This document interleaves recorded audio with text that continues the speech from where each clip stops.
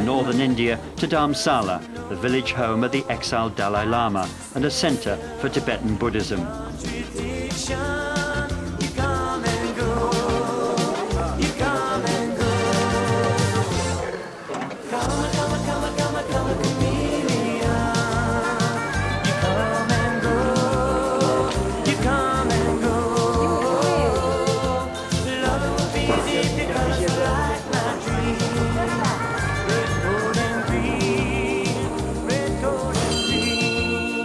It's as though I've arrived at a high-altitude spiritual spa.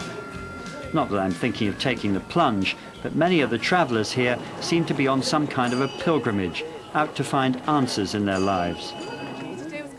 Claire was here for several years before she dived in. So you've become a nun? Yes, indeed. Why? Why? Well, I was very inspired by the Buddhist... I mean, you had lots of hair and did. things when I last saw you.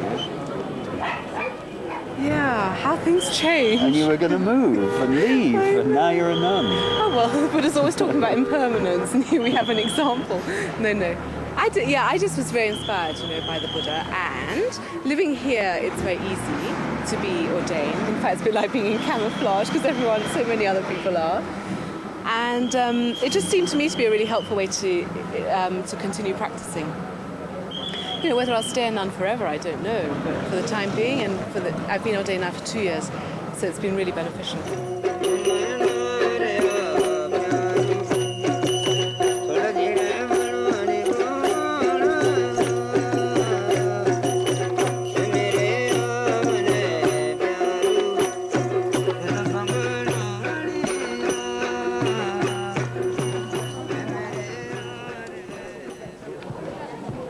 Buddhism is just one way of getting answers, perhaps, but it's not such an easy path to follow.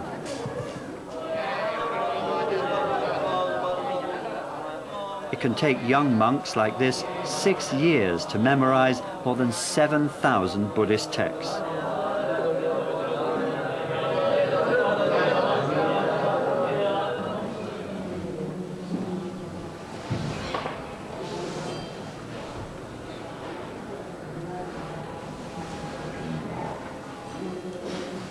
Try 100,000 press-ups. A commitment like that is an important part of demonstrating your belief in the teachings of Buddha. Too right.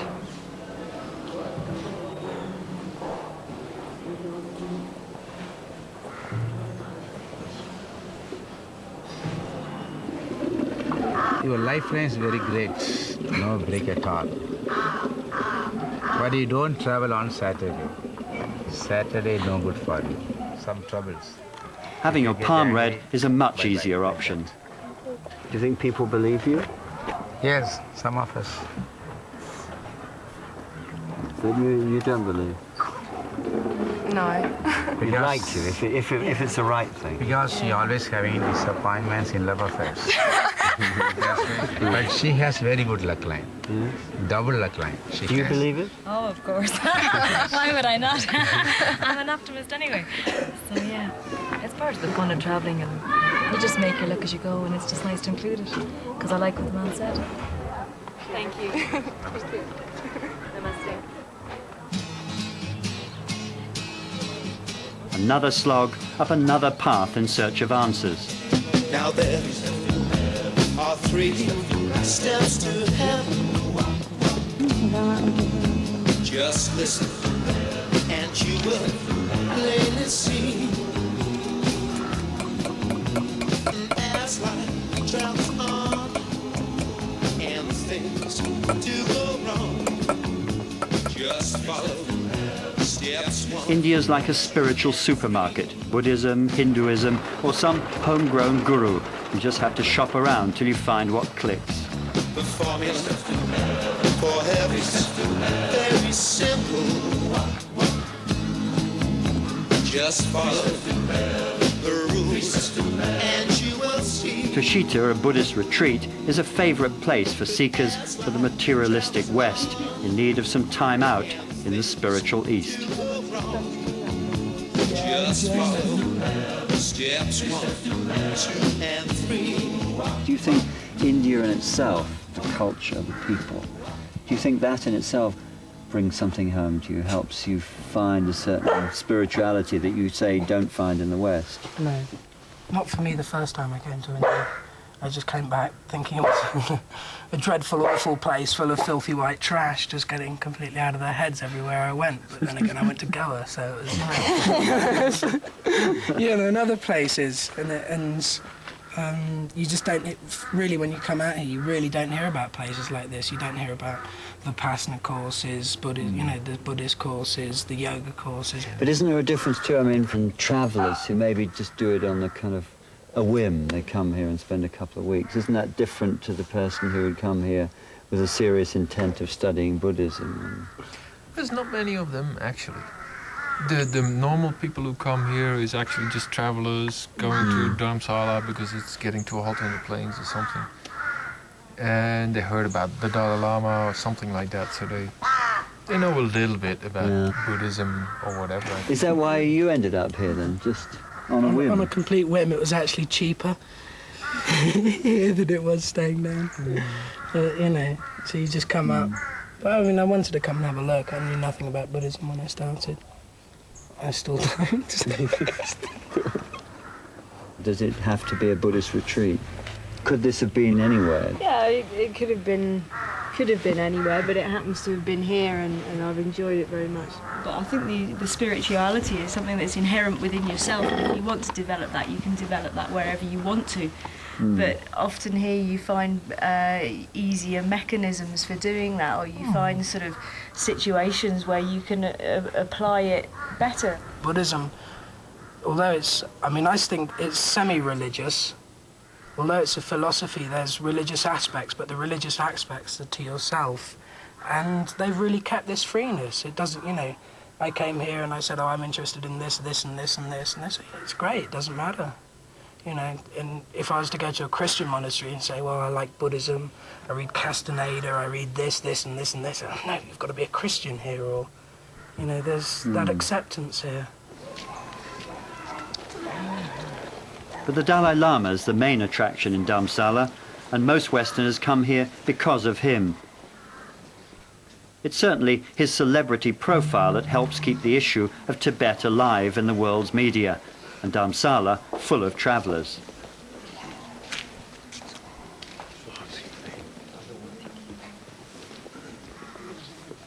I'm waiting my turn for a few private words with the man himself. I'm not quite sure how you approach a living God. 3 months and 12,000 miles.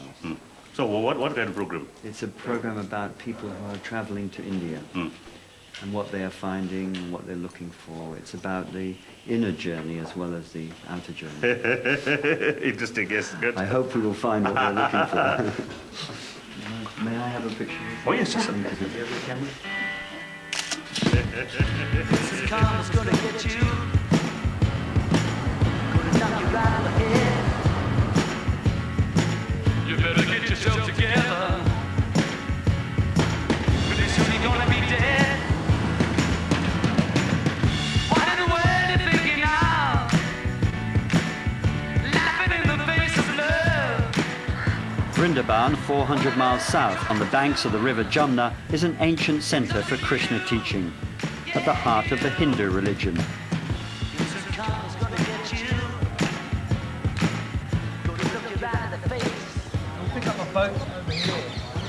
Not the sort of place I'd expect to find a commercials director and a fashion photographer. But Michael Duffy and Robin Beach have been living here for 3 years. It's certainly a bit different from the pub back home in London.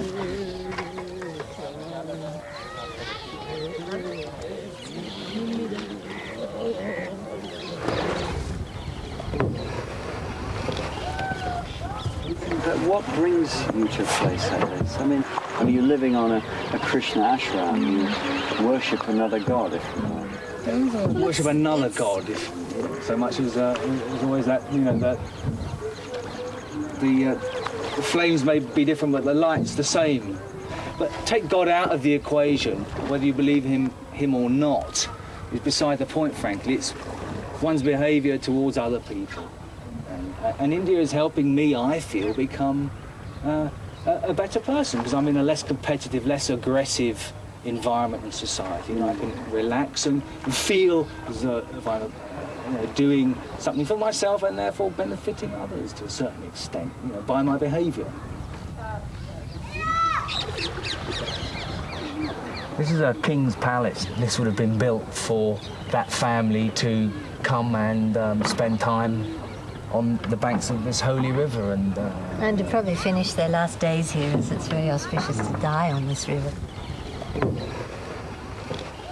Even if you're trying to exist as a poor person here, whatever you're doing is a more meaningful thing than going to a shopping mall and gathering materialistic possessions. There's nothing wrong with materialism and consumerism. It just so happens that we've been lucky enough to get out of that, seemingly for us. And we didn't have kids, This makes such a big difference of not having those incredible responsibilities of bringing up two souls or a soul,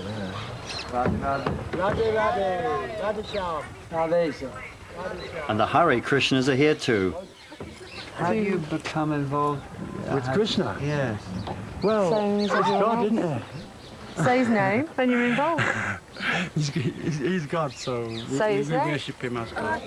So it's wonderful that you've been entranced by Vrindavan. Is that a good word to use? It's all right, Barney. Yeah, it's all right, Barney. I feel the same. I am. We were just talking about why is that? Yeah, I'm enchanted. Why are we... In Delhi for 2 weeks, right? We offer puja at home, offer food. Our children in Delhi, Radharani, unhappy in Delhi, didn't chant. We came here last night and within minutes she was chanting the Hare Krishna Maha Mantra. So, saying Jai something Radha. about the place. She was happy. She was happy the moment we got her back. Did you like going to the temple? Yeah. Why is that? Because you see deities of Krishna and they sing. It's like peaceful. Anyway, have a good trip. Yeah. Radhe Radhe. There you go. Oh,